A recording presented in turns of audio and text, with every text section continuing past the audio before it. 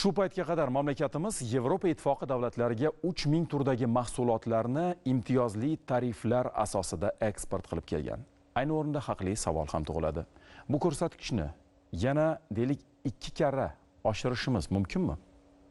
Biz bugun bu savolga hech ikkilanmasdan albatta deb javob bera olamiz. Gap shundaki, kuni kecha, ya'ni 10-apreldan O'zbekiston uchun Yevropa Ittifoqining barqaror rivojlanish va samarali boshqaruv bo'yicha maxsus preferensiyalar tizimi, ya'ni GSP+ tizimi kuchga kirdi.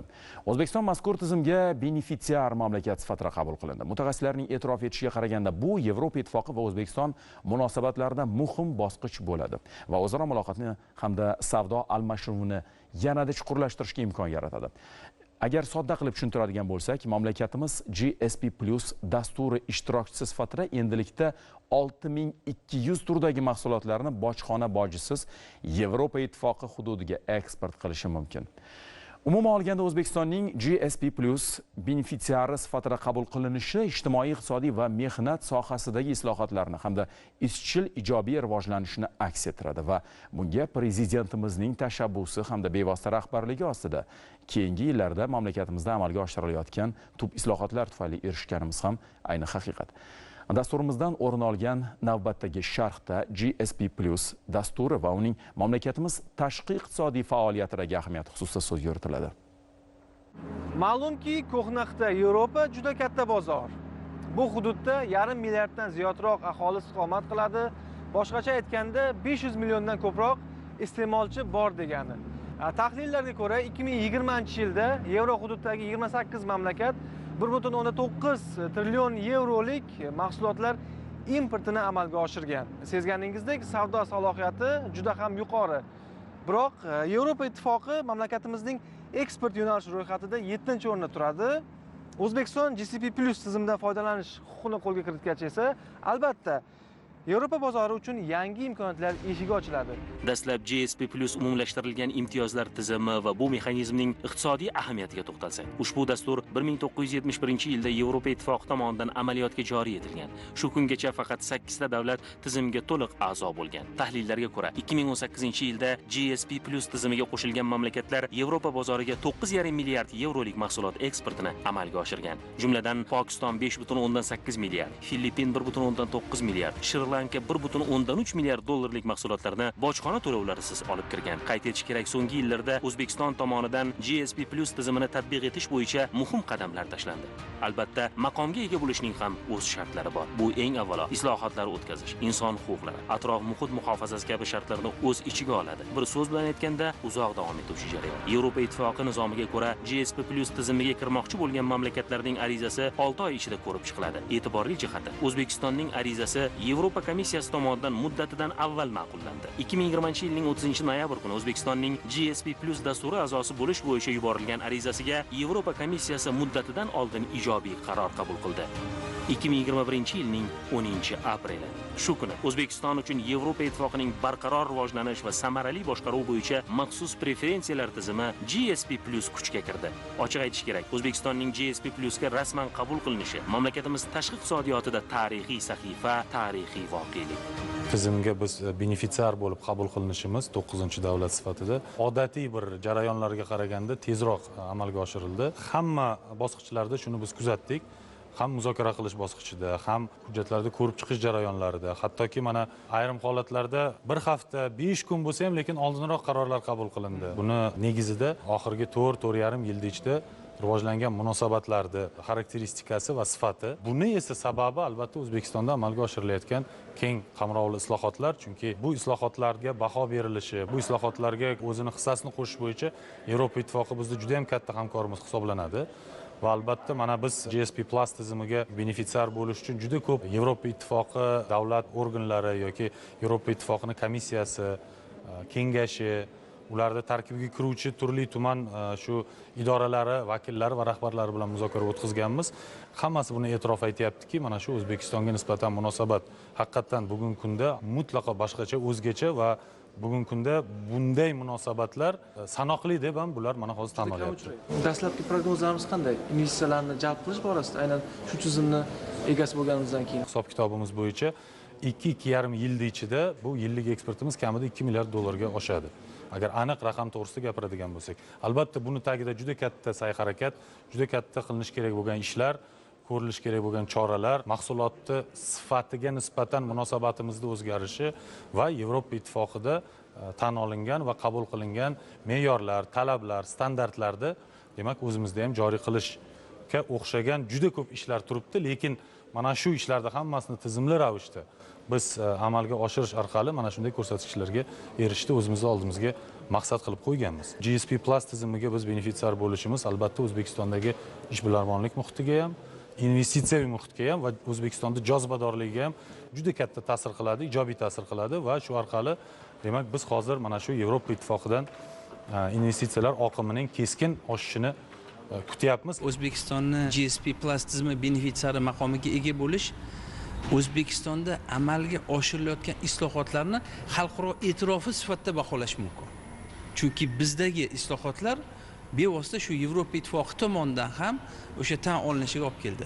Albatta bu bo'yicha ko'plab ishlar qilinishi kerak. Ya'ni benefitsiar maqom olgandan keyin inson huquqlari, mehnat huquqlari yoki bo'lmasa o'sha tabiatni muhofaza qilish bo'yicha 27 xil xalqaro qonunlarga ratifikatsiya qilish imkoniyatini yuzaga keltiradi va albatta bu O'zbekistonni shu xalqaro qonun qoidalarini ratifikatsiya qilishga undaydi. Albatta bu O'zbekistonni xalqaro hamjamiyatda bir bo'lagi ekanligini ko'rsatib o'tadi. GSP Plus tizimini tahlil qiladigan bo'lsak, Yevropa ittifoqi bilan O'zbekiston Respublikasini manfaatli savdo munosabatlarini rivojlantirishga xizmat qilishi bu birinchidan, ikkinchidan bu eksportga ishlovchi O'zbekiston korxonalarini Yevropa ittifoqidagi o'sha raqobat bobidagi tajribalarni qo'llash imkoniyatini keltiradi. 9-aprel kuni O'zbekiston Respublikasi Investitsiyalar va tashqi savdo vazirligi, Yevropa ittifoqining O'zbekistondagi delegatsiyasi, diplomatik korpus va xususiy sektor vakillari, mahalliy hamda xorijiy ommaviy axborot vositalari ishtirokida bo'lib o'tgan matbuot anjumani ham ushbu muhim voqelikka bag'ishlandi. Davlatimiz rahbari tomonidan kambag'allikni qisqartirish borasida tanlangan odilona yo'l va oqilona siyosat sobit qadamlik bilan davom ettirilmoqda. O'zbekistonning GSP Plus dasturiga qo'shilishi iqtisodiy yuksalishning yangi bosqichini boshlab beradi deb hisoblashmoqda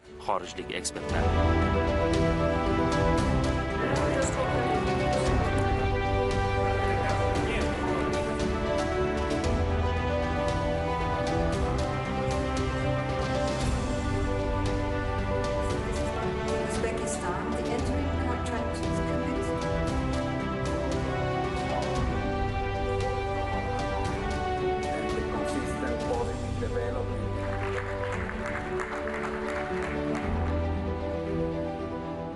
Particular importance to mutually beneficial cooperation with Uzbekistan. Uzbekistan is an important partner of the EU in Central Asia and plays a leading role in this region. Yevropa ittifoqi O'zbekiston bilan o'zaro manfaatli hamkorlikka alohida ahamiyat qaratmoqda. O'zbekiston Yevropa ittifoqining Markaziy Osiyodagi muhim hamkori bo'lib, mintaqada yetakchi rol o'ynaydi. So'nggi yillarda Yevropa O'zbekiston aloqalari yanada keng tus oldi. Shuni mamnuniyat bilan ta'kidlashni istardimki, Yevropa komissiyasi O'zbekistonga GSP Plus benefitsiari maqomini berishi quvonchli voqea. O'zbekiston tomoni 2020-yilning boshida GSP Plus maqomini olish bo'yicha ish boshladi. 2020-yilning iyunida mamlakat ichidagi tasdiqlash jarayoni yakunlangach, O'zbekiston Yevropa komissiyasiga rasmiy ariza topshirdi. O'zbekistonning Yevropa GSP Plus tizimiga qo'shilishi ikki tomonlama munosabatlarda muhim qadam bo'ldi. Bu har ikki tomon manfaatlariga mos keladi. Albatta, O'zbekiston Yevropa mamlakatlariga bojsiz eksportni amalga oshirish ko'lamini kengaytiradi. Bu o'z o'rnida Yevropa ittifoqi bozorlarini to'ldirish va mintaqa aholisi uchun tanlash imkonini oshiradi. Both sides on this solemn moment in our bilateral friendly relations. Congratulate the Uzbekistan government and Uzbekistan country with the GSP Plus recognition by the European Union. O'zbekiston xalqi va hukumatini Yevropa ittifoqining umumiy imtiyozlar tizimi GSP Plus benefitsiari maqomini olgani bilan samimiy muborakbod etishdan mamnunman. Mazkur maqom o'zbekistonlik ishlab chiqaruvchilarga Yevropa ittifoqi bozorining darvozalari endi to'la ochilganini anglatishi bilan o'ziga xos. Yevropada O'zbekiston yetkazib berishi mumkin bo'lgan mahsulotlarga talab va qiziqish juda katta. Kompaniyamiz o'tgan yili 100 yoshni qarshiladi va biz uchun O'zbekiston ayni paytda strategik ahamiyatga ega bo'lgan hamkorlardan biri bo'lib qolmoqda. Mamlakatingiz Yevropa Ittifoqining GSP+ maqomini olgani esa o'zaro aloqalarimizning mazmun mohiyatini tubdan o'zgartirib, yangi istiqbollarni ochishga xizmat qilishiga ishonchim komil. Yana bir bor bu ulkan natija bilan sizlarni tabriklayman. Do it a proper job and well, once again we congratulate with this recognition.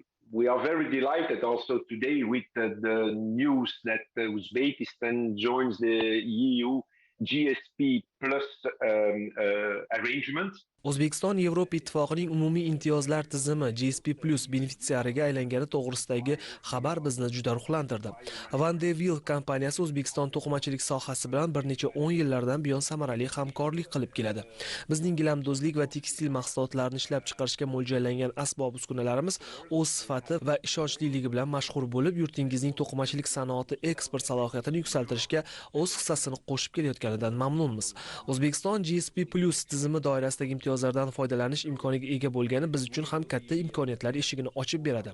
Negaki mamlakatingizdagi ishlab chiqarish imkoniyatlari Yevropa Ittifoqi bozoriga eksport qilinayotgan to'qimachilik mahsulotlarining hajmini sezilarli darajada oshirish imkonini beradi. Bu esa zamonaviy ishlab chiqarish quvvatlarining ko'payishini anglatadi. Yurtingizda kechayotgan ijobiy jarayonlar, xususan to'qimachilik sanoatining jadal rivojlanib borayotganini inobatga olib, Samarqand shahrida o'z vakolatxonamizni ochishga qaror qilganmiz. Yaqin vaqt ichida o'zim shaxsan O'zbekistonga borib vakolatxonani ishga tushirib kelish niyatidaman. Bugungi xushxabar rejalarimizning amalga oshishini tezlashtirish uchun qo'shimcha turtki bo'lib xizmat qilishi shubhasiz.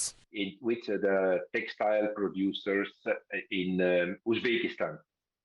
All the best and I wish everybody a very good success. GSP+ tizimi O'zbekistonga nimasi bilan qiziq? Undan mamlakatimiz qanday naf ko'radi degan savol paydo bo'lishi ham tabiiy. Ushbu dasturga qo'shilish O'zbekiston uchun katta imtiyozlar taqdim etadi. Ya'ni o'zbekistonlik ishlab chiqaruvchilar Yevropa Ittifoqi mamlakatlariga bojsiz eksport qilishlari mumkin bo'lgan tovarlar soni 2 barobarga ko'paymoqda, ya'ni 3000 dan 6200 gacha. Bu o'z navbatida qo'shimcha iqtisodiy samaradorlik degani. Hozirdan aka biz bundan oldin Yevropa bozoriga GSP tizimi bo'yicha mahsulot yetkazganmiz. Ya'ni 3000 atrofidagi mahsulotga bizga imtiyozlar bo'lgan. Mana shu ikkita tizimning o'rtasidagi asosiy farq nimada va biz endigi tizim bilan ko'proq nimada yutamiz? Bu O'zbekiston Respublikasining tashqi iqtisodiy faoliyatida tarixiy voqea bo'ldi. Mana buni ko'pchilik tizimni samarali tatbiq qilish uchun yo'l xaritasi ishlab chiqilyapti. Va bu yo'l xaritasida aniq choralar belgilanadi. Tahlil qilsak agar 6200 ta tovarni asosiy yo'nalishlari bu to'qimachilik mahsulotlari, chala poyabzal mahsulotlari, qurilish mahsulotlari, neft kimyo mahsulotlari, mineral o'g'itlar, shunga o'xshagan tovarlarni eksport qilish mumkin. Albatta bu bilan cheklanish kerak emas, chunki qo'shimcha qiymat mahsulotlarini ishlab chiqarish bo'yicha aniq investitsiya dasturlarini ishlab chiqamiz va yevropalik hamkorlarim bilan driver mahsulotlarga ega bo'lgan potensialdan foydalanib Yevropa bozorlariga kirib borish uchun choralarni, vazifalarni belgilab olamiz. 2020-yilda tizimni doimiy saqlab qolish va umuman tizimdan faol, samarali foydalanish uchun keng targ'ibot ishlarini olib bormasak, tadbirkorlarga, hududlarda, joylarda, tarmoqlarga shu ma'lumotni yetkazmasak, 6200 ta tovarni biz eksport qilishga yetishmasligimiz ham mumkin.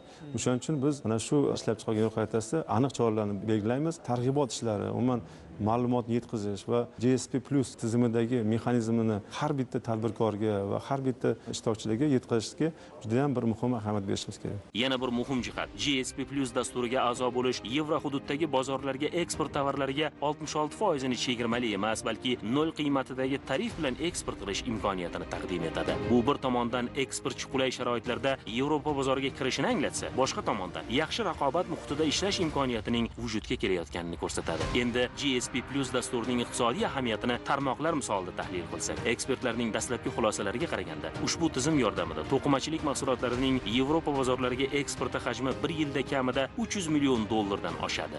Aynan bu tizim to'qimachilik sanoatining eksportiga juda katta impuls berishini biz hisob-kitob tahlil qilyapmiz. Mahsulotlarimizni necha foizini umuman ishlab chiqarayotgan va eksportimizni necha foizini Yevropa bozoriga yo'naltirish imkoniyatiga ega bo'lyapmiz. GSP Plus'ga a'zo bo'lishimiz tasdiqlangani bu biz uchun bir tarixiy sana deb hisoblaymiz. GSP Plus'ni agar imkoniyatlaridan misol qilib keltiradigan bo'lsa, Yevropa ittifoqi davlatlari, ya'ni shu 28 ta davlatga eksport bo'ladigan mahsulotlarga 4% dan 12% gacha to'lovlar bo'lardi. Bu degani biza Xitoy va Hindiston kabi davlatlar bilan raqobatbardosh bo'la olmasdik. GSP Plus'ga a'zo bo'lishimiz bizni raqobatbardosh bo'la olishimizga bemalol olib kela oladi. Misol tariqasida agar sonlarga qaraydigan bo'lsak, 2020-yil 74 million dollar eksport qilganmiz. U ham bo'lsa 120 ta korxona qilgan. Yevropa bozoriga? Yevropa bozoriga o'sha 28 ta davlatlarga. Lekin ularda 2019-ni biz analiz qilganimizda 249 milliard tekstil mahsulotlarini import qilar ekan 28 ta davlat. Bir yilda 250 milliard. Bundan Germaniya 50 milliard, Italiya 34 milliard, Angliya 29 milliard. Endi mana faraz qiling, qanaqa bir keng imkoniyat, keng bozor. Bir narsani eshitishimiz kerak. Bizning bozorimiz torroq edi. Taklif ko'p edi, talab o'sha edi.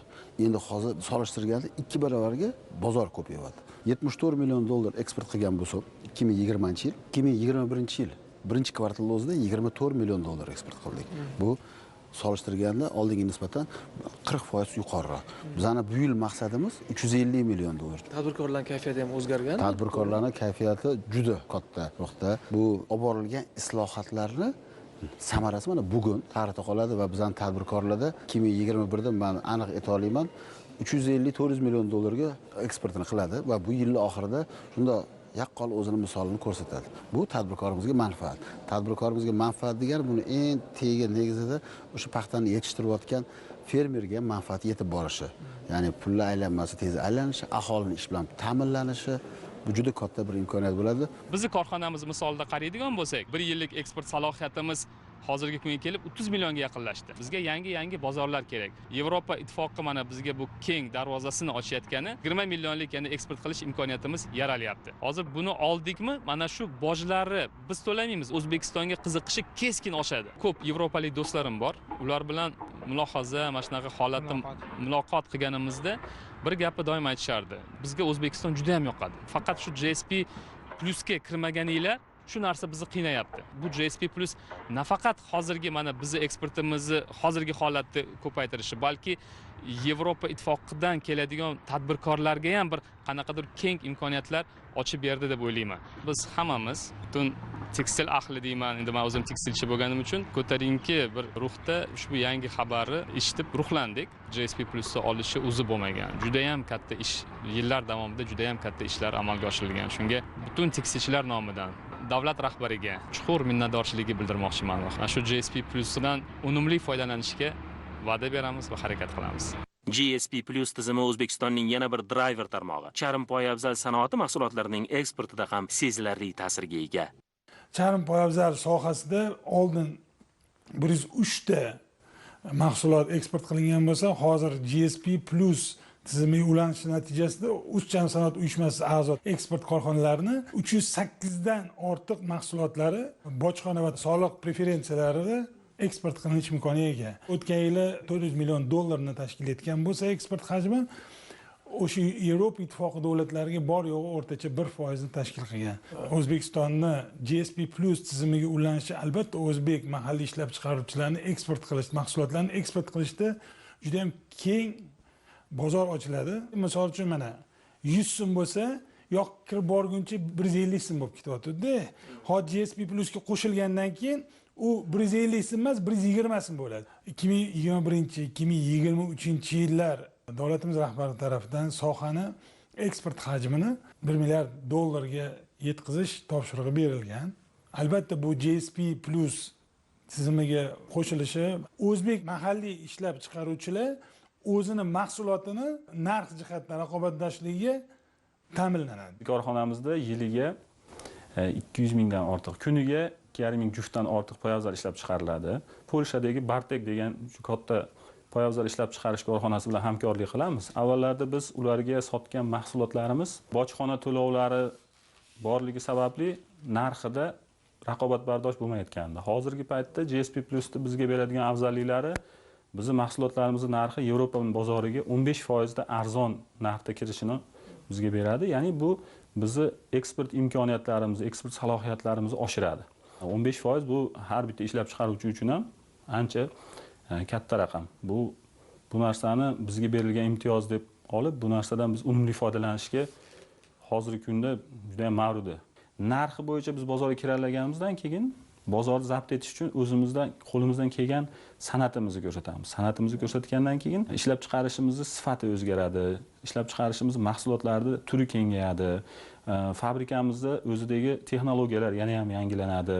Imtiyozlardan qolgan pullarni olib o'zimizni korxonamizni rivojlantirishga ishlatishimiz mumkin. Yangi modellar yaratishga ishlatishimiz mumkin.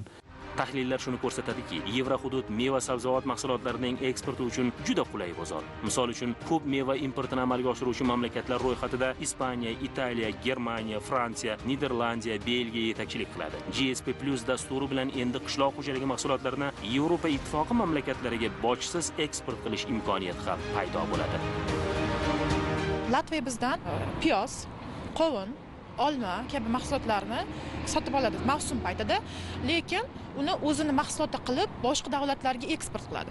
Bu degani Yevropaga bizning O'zbekistondan borayotgan mahsulotlar O'zbekiston mahsuloti emas, balki Latviyaning o'zini mahsuloti bo'lib chiqyapti. GSP+ tizimiga agar ulanadigan bo'lsak, O'zbekistonning mahsuloti 28 ta Yevropaning boshqa davlatiga O'zbekiston nomidan o'zbek milliy mahsuloti bo'lib tanilishimizga katta yordam imkoniyat beradi. Bu degani Yevropani iste'molchilari, Yevropa xalqi yuqori baholaydigan bo'lishsa, bu nafaqat Yevropa, balki butun dunyo boshqa davlatlarga ham O'zbekistonni tanitishga yordam beradi. GSP+ dasturi nafaqat eksport hajmini oshirish, balki zamonaviy texnologiyalarni joriy etish, mahsulotlar sifatini ta'minlash, muxtasar aytganda, zamon talablariga moslashish uchun yana bir imkoniyat bo'lib xizmat qiladi. Assalomu alaykum. Greetings from Holland to my friends in Uzbekistan. Welcome. I'm very pleased to have this honor. First of all, I'd like to congratulate you. O'zbekistonlik do'stlarni mamlakat Yevropa ittifoqining umumiy imtiyozlar plus tizimi GSP benefitsiyariga aylangani bilan samimiy muborakbod etaman. Mazkur voqea ikki tomonlama savdo-iqtisodiy va investitsiyaviy hamkorlikni yangi darajaga olib chiqishda hal qiluvchi ahamiyat kasb etishiga ishonchim komil. GSP+ maqomi nafaqat O'zbekiston, balki yevropalik ishbilarmonlar uchun ham katta imkoniyatlar eshigini ochib beradi. Xususan, mamlakatingizdagi ishlab chiqarish imkoniyatlari, xorijiy investorlar uchun yaratilgan sharoitlar va eksport salohiyatini inobatga oladigan bo'lsak, ishlab chiqarishni O'zbekistonga ko'chirib, mahsulot tan narxining arzonligi hisobiga uni Yevropa ittifoqi bozoriga olib kelishni reja qilib yurgan tadbirkorlar ham talaygina. Endi ular O'zbekistonga jiddiyroq nazar bilan qarashi uchun juda katta qo'shimcha asos paydo bo'ldi. Amazing because it's so little. Uzbekistan is 11 times bigger than Holland is, but we are number 2 in the world with exporting sales agriculture products. Endi Yevropa bozori yana ham yaqin. Albatta, GSP+ maqomiga ega bo'lish bilan yangi eksport bozorlari uchun juda katta qadam tashlandi. Yangi bozor, yangi quvvatlar hamda yangi ish o'rni degani. Bu yangi mexanizm eksport ko'rsatkichlarining barqaror o'sishi va diversifikatsiya uchun ham mustahkam poydevorga aylanadi. Eng muhimi, ijtimoiy, iqtisodiy va mehnat sohasidagi islohotlarning izchil rivojlanishi keyingi qadamlarning yanada samarador bo'lishini ta'minlaydi.